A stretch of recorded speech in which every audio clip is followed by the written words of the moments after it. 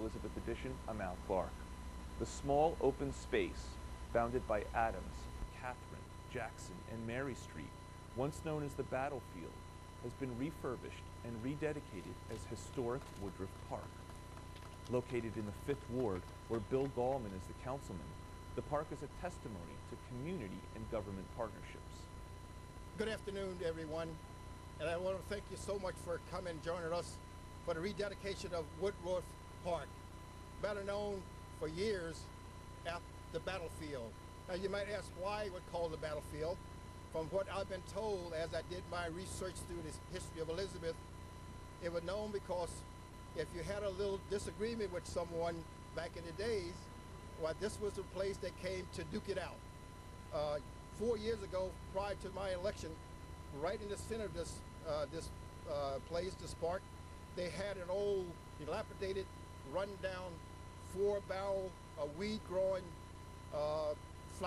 postman flower pots. Well, we got rid of that, and eventually we got rid of the center, which was all deteriorating concrete.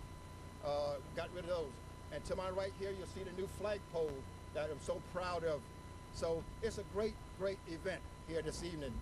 The $134,000 restoration was funded by the city with matching funds from the state and facilitated by Future Cities, Inc.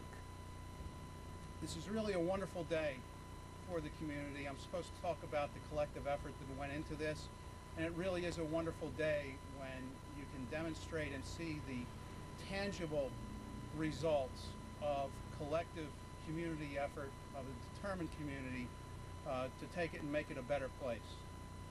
The collective efforts that went into this reclamation were tremendous, and no one person alone could have done what has been accomplished here today. The city has actively pursued DEP funds from the state to renovate all of its parks, something that Mayor Bollwage is proud of. This restoration reinforces our commitment to preserving and improving open space in our city.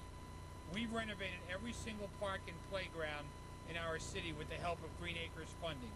We've revitalized over 46 acres of open space. And the aesthetic enhancement to a neighborhood, increasing property values, preservation and restoration of parks like this brings pride to the commitment in our community. You know, and yesterday we had a press conference on ballot question number 3 in November. It's important to vote in favor of ballot question number 3 because that will help generate more funds for the future opportunities in cities like ours to turn what was once a cement triangle into a passive green park. And many people worked hard, but Future City oversaw this project. And I always like to thank Michelle McBean for the work that she does in our city, but I have to give an enormous amount of thanks and improvement to our city's environment was Michael McBean, somebody who worked behind the scenes, has now got that camera there, but without Michael, this would have not happened. He worked diligently behind the scenes. I've known Michael since he was a very young boy. He's grown up to become an exceptional person. And Michael, on behalf of the city, I want to thank you for your dedication and your hard work on this project. Thank you very much. Paul Mattingly of the Elizabeth Historical Society gave the small crowd a perspective on how parks can function to strengthen a community. But those who also consider the park a part of their neighborhood take a proprietary interest in maintaining and improving the park.